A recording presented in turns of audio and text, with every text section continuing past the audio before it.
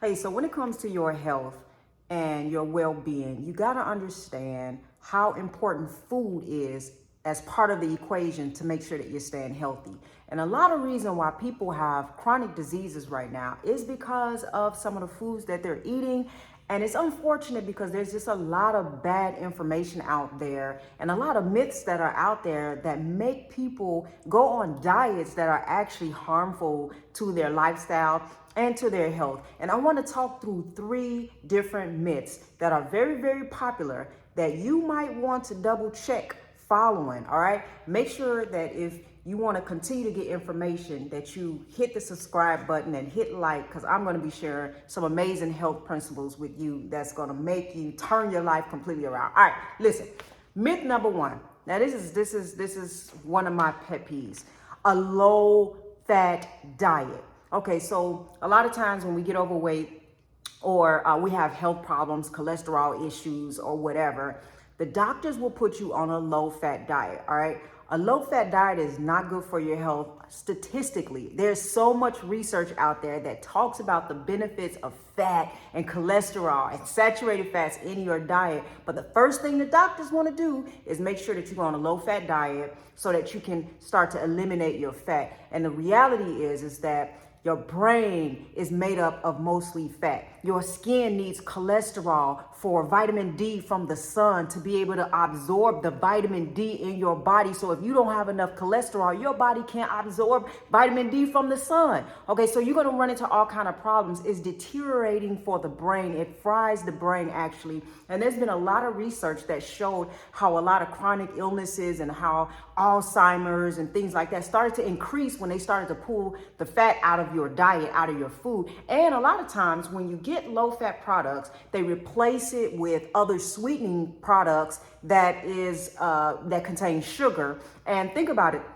When you're eating food, it's the fat that makes it taste better, right? So they still want it to taste good. So they have to replace the fat for the sugar. And so then what's going to happen? You're going to have an epidemic of diabetes, okay? Because now people are eating more sugar and trading their fat for sugar, all right? And so that's never a good thing. And then you wonder why chronic illnesses, high blood pressure, diabetes, insulin resistant problems, weight gain, low energy, joint problems, gut issues, like all of these things start to happen within the body. So I want you to be aware that a low fat diet is not a good diet to go on statistically. There's so much research out there that proves this, that fats, healthy fats, omega-3, saturated fats, they help your body, they help your brain, they help your gut, they help your hormones. You can't even make sex hormones without cholesterol. So there's so many other things that start to happen to the body when we start to decrease the amount of fat that our body actually needs to survive.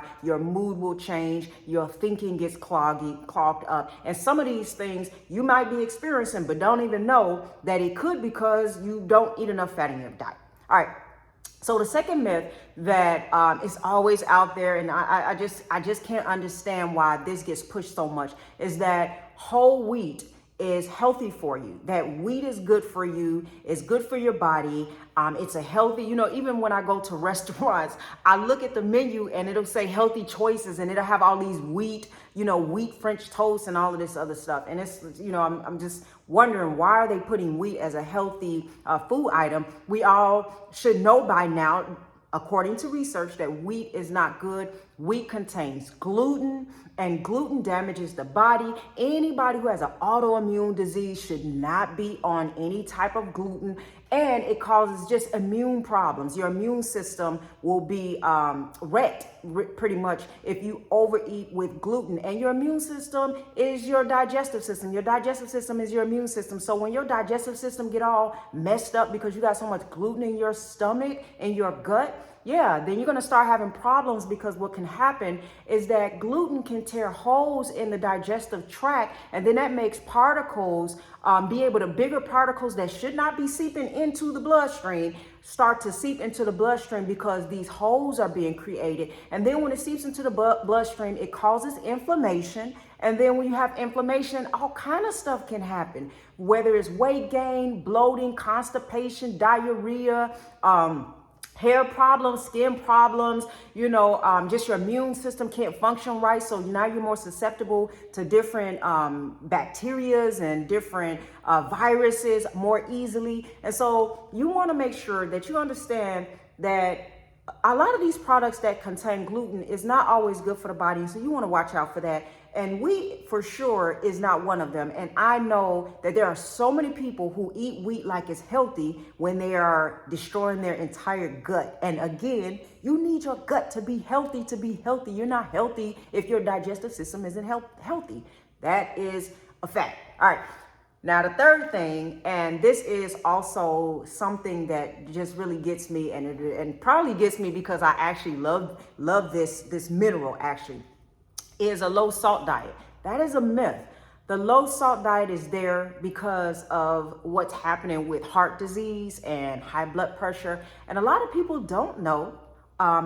And I'm gonna just introduce it to you in a basic way. But again, this is based off of plenty studies that have happened for decades. But salt is not bad. As a matter of fact, your body needs salt. Your body needs sodium, okay? You can't even live without sodium. So when you have high blood pressure issues or heart issues or whatever, the first thing that the doctor will do is put you on a low salt diet. I go to the hospital and I'll see somebody who just had a stroke or who have high blood pressure issues, and it's like, okay, no salt, okay, cool, but then they got like wheat and grits and carbs on their plate, and it's like, why don't this person have eggs on their plate right now? You need a low carb diet at this point because insulin problems exist when you have high blood pressure. Salt isn't really the real issue behind high blood pressure. Sometimes they have to reduce the salt because there's such an imbalance with potassium deficiency. And that a lot of times is the real issue, because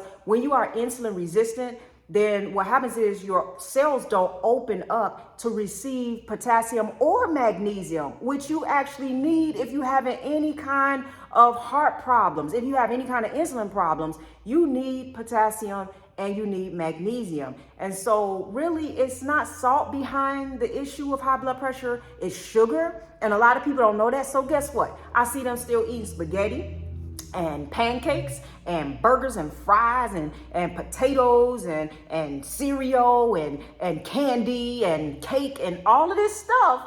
And they won't put salt on their food. Okay, that is not going to solve the problem. You're going to be on medicine for a long time if this is the way that you approach a high blood pressure issue. And again, the low salt diet, it strips your body of salt when you need salt. Think about when you go to the hospital when you're not feeling well. The first thing they do is put sodium in your system, and so a lot of people are just so scared to eat salt, but yet they're eating carbs, not understanding that insulin is the issue a lot of times behind high blood pressure issues. And more than like it being a salt problem, more than likely it's a potassium deficiency problem, because you have too much of sodium in your body and not enough potassium, and you need a little bit more potassium. And so we got to understand and be able to fix that. But salt is not the issue. And I'm not saying that if you're on a low salt diet or your doctor put you on that and you just feel comfortable on that, I'm not telling you what to do, but I am saying that statistically our bodies need salt, and our bodies can handle a lot of salt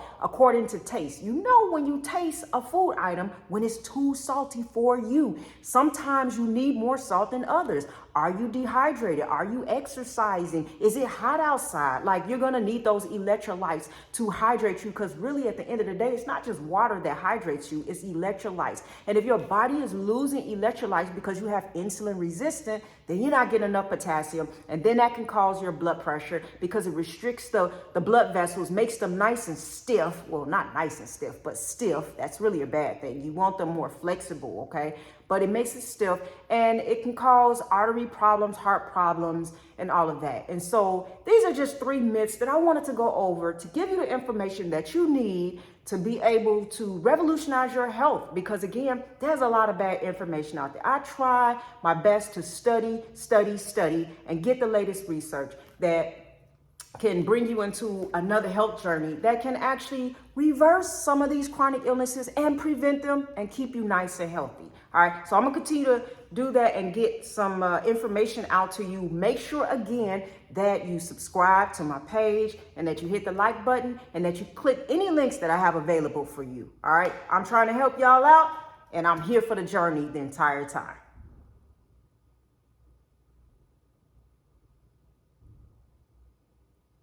All right, so make sure again that you continue to follow me because I'm about to be giving you some information that you absolutely need in order to be well in your mind and in your body.